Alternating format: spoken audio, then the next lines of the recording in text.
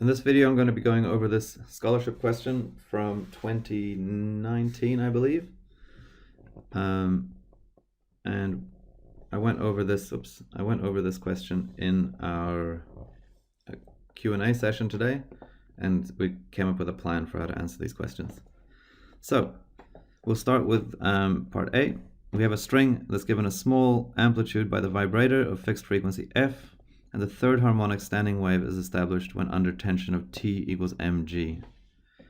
Explain how a standing wave forms with this experimental arrangement. This is a general explanation of how a standing wave forms. So the key things here are to know the definition of a standing wave and how it's set up, and then to give a really full explanation of how it forms in this particular situation. So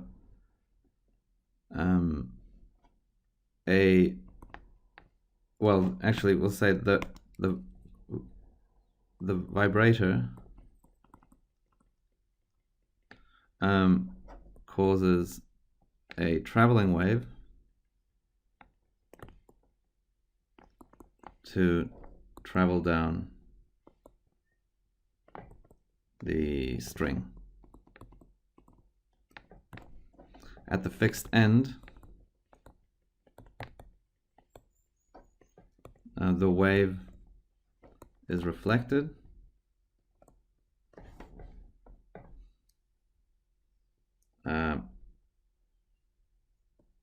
inverted because it's a fixed end, resulting in two waves traveling in opposite directions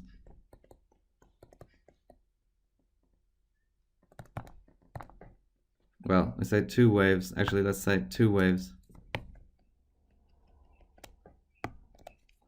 of equal amplitude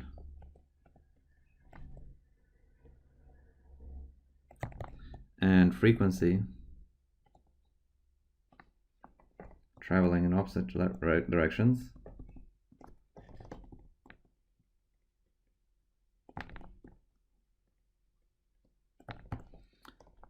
Superposing and interfering. Superposing means they're in the same medium, in the same place, and interfering means that they're going to add together. These are the conditions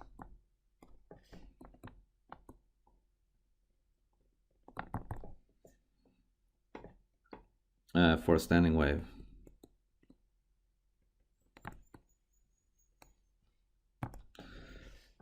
Okay, so basically what happens in this situation are exactly the conditions needed for a standing wave.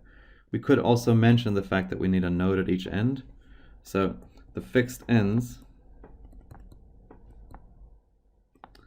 mean that a node is required at each end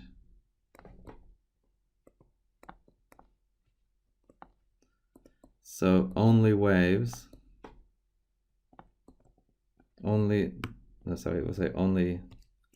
those wavelengths that satisfy this condition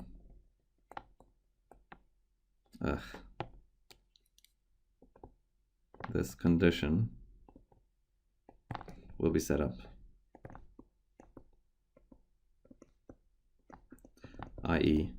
lambda has to be a whole number of half wavelengths, so it's got to be equal to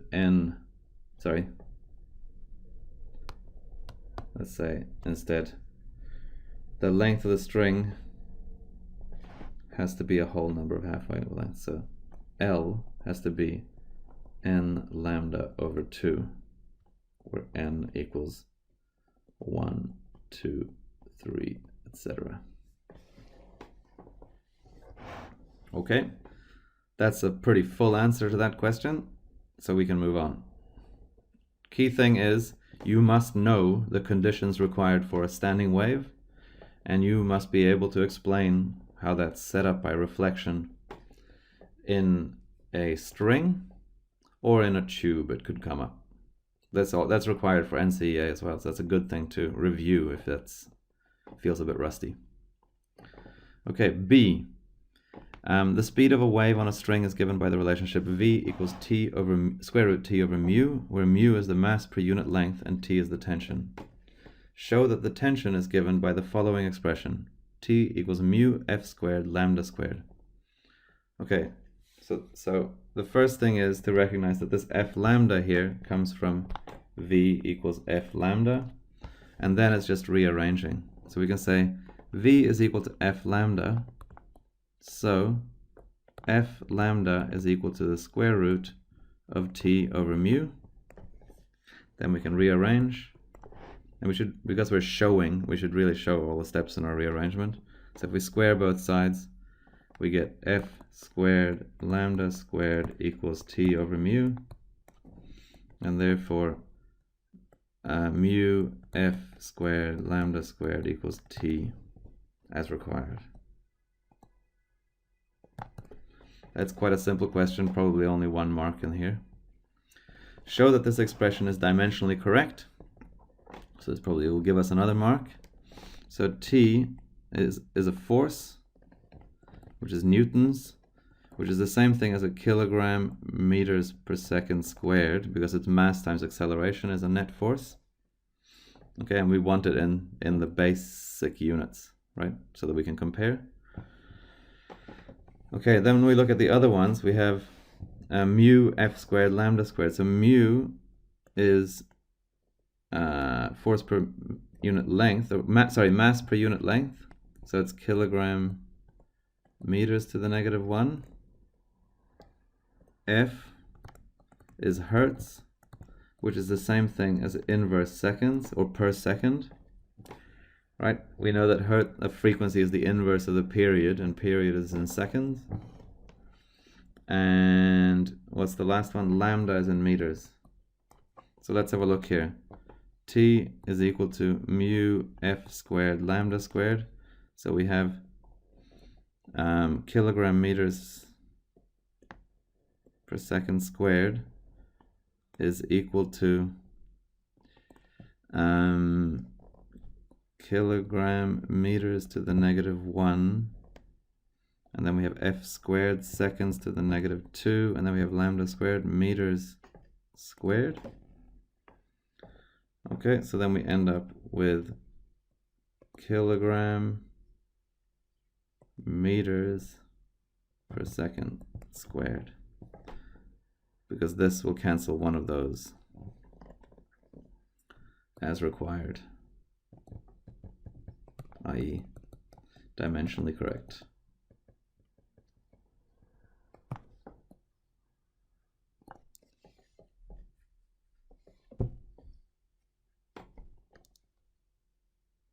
So these are our 3 things on this side here. This is mu, this is F squared, and this is lambda squared. Okay, and then we're on to part C. The fan now blows a breeze against the hanging mass, pushing it out at some angle to the horizontal. The standing wave changes to the second harmonic. Okay, determine an expression for the new tension in the string. Okay, so let's compare what the wavelength is. So lambda 2 is equal to L, and lambda 3 is equal to 2L over 3. So lambda 2 is equal to 3 lambda 3 over 2, or 1.5 times lambda 3. And then we can use our expression from earlier here. This T is equal to mu F squared lambda squared. T is equal to mu F squared, F squared lambda squared. So T2, so T new, let's say T with wind, is going to be, or T initial we can call this. T initial is mu f squared lambda 3 squared. With wind, we get T wind is equal to mu f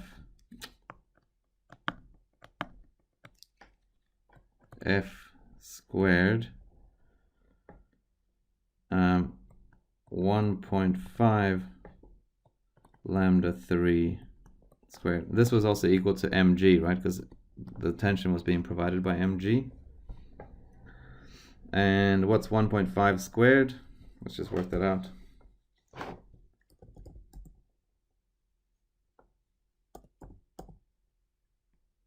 (2.25) equals 2.25 times mu f squared lambda 3 squared. So in other words, it's increased by a factor of 2.25, the tension. And so the new tension is equal to 2.25 times mg, because this was the old tension. Okay, we could take this further, and I'm surprised this question hasn't done this actually, and relate this to the angle. I'm just going to show how you would do that. So we know that when the wind is blowing, we have three forces. We have the wind, the tension, and the mass, and the mg here. So we could draw a force diagram here of mg and the tension and the wind, and there's our angle theta, and we can see that T is going to be mg over tan theta.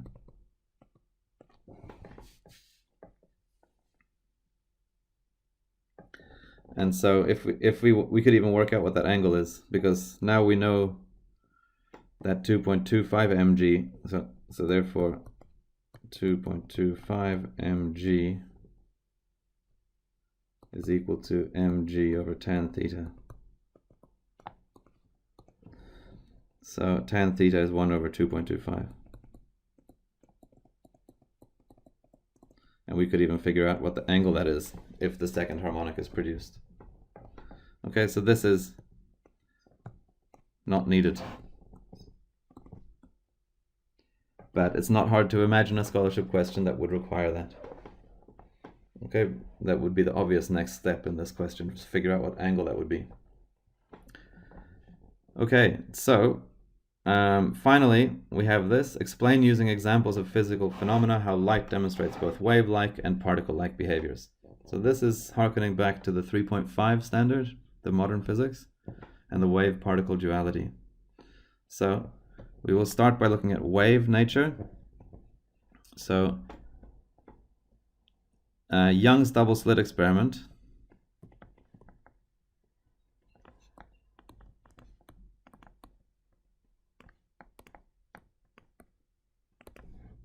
demonstrates light's wave nature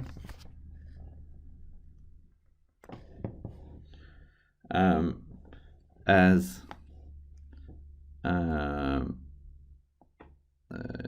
interference occurs. Okay, and then we can have how much space have I got? Let's divide this space into two here, and then we will have the photoelectric effect. You could use the photoelectric effect, or you could use atomic spectra. This is one word. Photoelectric effect demonstrates light's particle nature. Okay, so in this one we want to say the nodes and antinodes visible on a screen when is shone through a double slit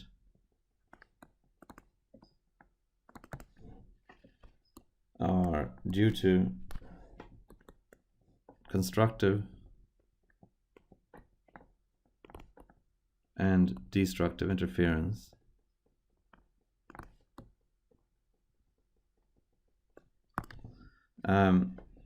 resulting from the light waves arriving at the screen in or out of phase, respectively.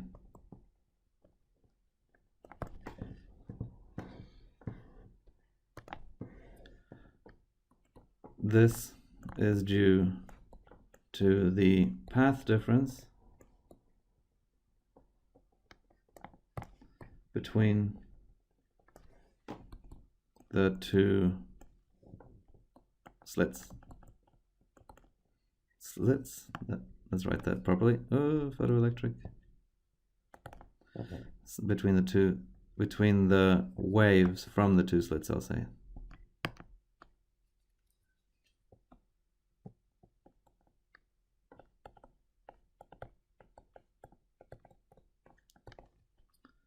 These wave concepts, in fact, actually, I'll say this as a concluding remark at the end. The photoelectric effect demonstrates light's particle nature.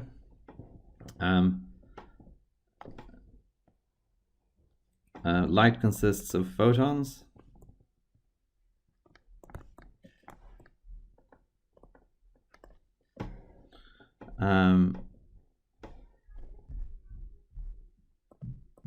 When these photons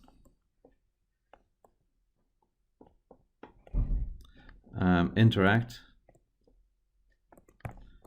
with electrons in the surface of a metal, it can cause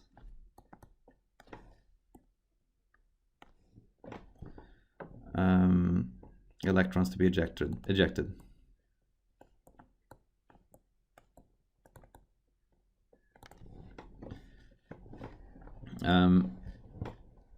Each photon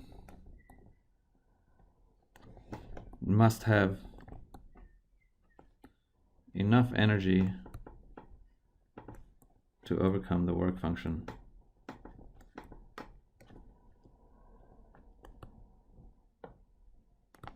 And photon energy is related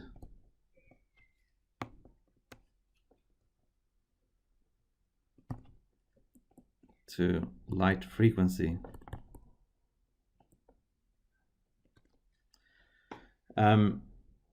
So now we just need to say why that's not possible with waves. So wave concepts cannot be used here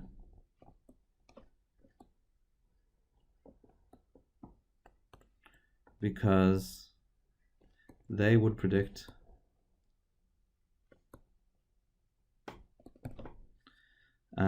that a higher intensity of light would cause electrons to be ejected, not higher frequency, as is observed. And then my last little, I'd go onto the back page if I needed to write. I always end up writing way more than is essential, but I would just go onto the back page and finish it off. So my last little statement that I would make for this question is that hence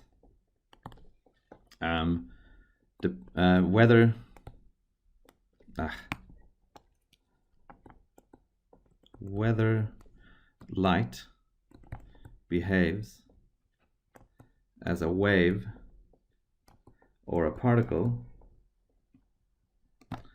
depends on the experiment we do. Okay, so that's a summary of the wave-particle duality.